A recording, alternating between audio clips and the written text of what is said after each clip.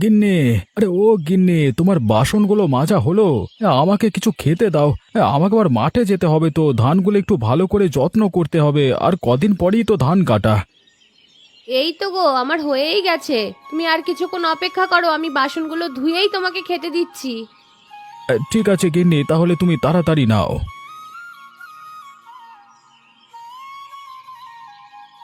কাল রাতের কিছু বেঁচে যাওয়া ভাত আর কাঁচা লঙ্কা, এটাই তোমার সকালের খাবার আজকে। তাড়াতাড়ি খেয়ে নাও তো।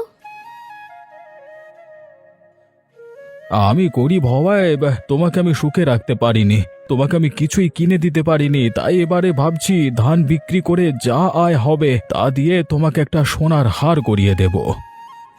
না না, কে বললো আমি সুখে নেই? আমি অনেকটা সুখে আছি গো, আর আমার ওইসব সোনার হাট ঠাট চাই না। এভাবে দুবেলা দুমুঠো খেতে পারলেই হবে। নাও তো, এবার তুমি তাড়াতাড়ি খাও, অত বক বক করো না, খেয়ে মাঠের দিকে যাও। গিন্নি, তাহলে আমি এখন মাঠের দিকে যাচ্ছি, আর তুমি সময় মতো খেয়ে নিও, কেমন? সে তোমাকে অত চিন্তা করতে হবে না, আমি ঠিক খেয়ে নেব। তুমি এখন মাঠের দিকে যাও।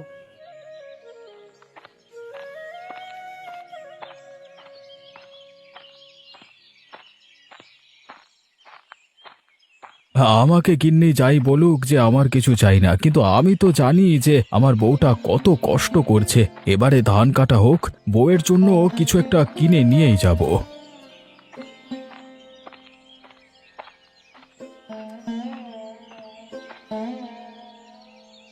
দীপক, এত সকাল সকাল কোথায় যাচ্ছিস? মাঠে নাকি? হ্যাঁ গো কাকু, মাঠেই যাচ্ছি। এবারে প্রচুর ধানের ফলন হয়েছে তো অন্যবারের থেকে, তাই একটু বেশি সময় দিচ্ছি, না হলে যে নষ্ট হয়ে যাবে। তা দাদু, তুমি এত সকাল সকাল কোথায় যাচ্ছ?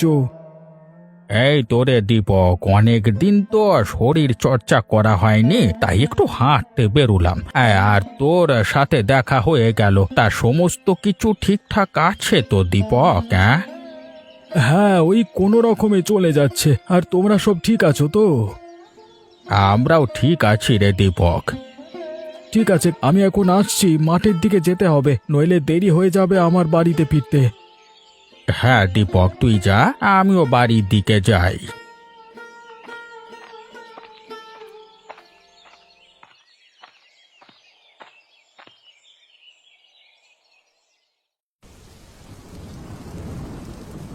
কি গো, শুনতে পাচ্ছ না? ঘুম থেকে ওঠো এবার তাড়াতাড়ি, বাজারের দিকে যাও। বাড়িতে তো কিছুই নেই রান্না করার মতো। কি হয়েছে বলো তো গিন্নি? আমাকে কি একটু শান্তিতে ঘুমাতে দেবে না নাকি? ঘুমাবে মানে? সকাল গড়িয়ে বেলা হয়ে গেল আর তুমি বলছো কিনা এখনো ঘুমাবে? চটপট উঠে পড়ো আর বাজার দিকে যাও, বাজার করে নিয়ে এসো তাড়াতাড়ি। এই যে আমার একটা বউ হয়েছে, শান্তিতে আরাম করে ঘুমাতেও দেবে না। আরে কলা সকাল হলেই খালি ঘুম থেকে ওঠো আর ওঠো। কিছু বলছো নাকি? এই না না গিন্নি, আমি আবার কি বলবো? কই গো গিন্নি, আমাকে বাজারের ব্যাগটা দাও, আমি বাজার করে নিয়ে আসি। দাঁড়াও, আমি বাজারের ব্যাগ আর এনে দিচ্ছি।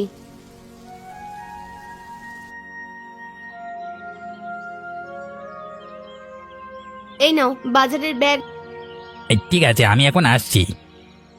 বাড়িতে যে বাজারের কিছু নেই সে তো খেয়াল নেই। দুপুরে না খেয়ে থাকতে পারবে তো?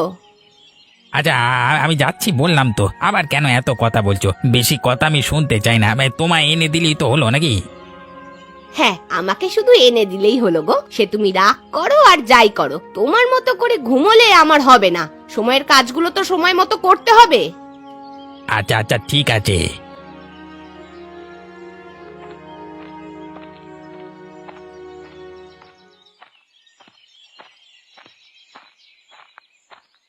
আমার বউটা আমাকে যা জ্বালায় না, ভাবছি এই বাড়ি ছেড়ে পালাবো, কিন্তু কোথায় যাবো?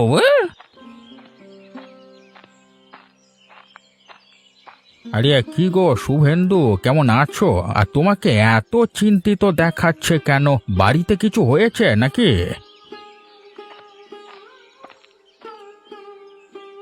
ভালো নেই গো কাকু, ভালো নেই। কেন রে, কি হয়েছে কি?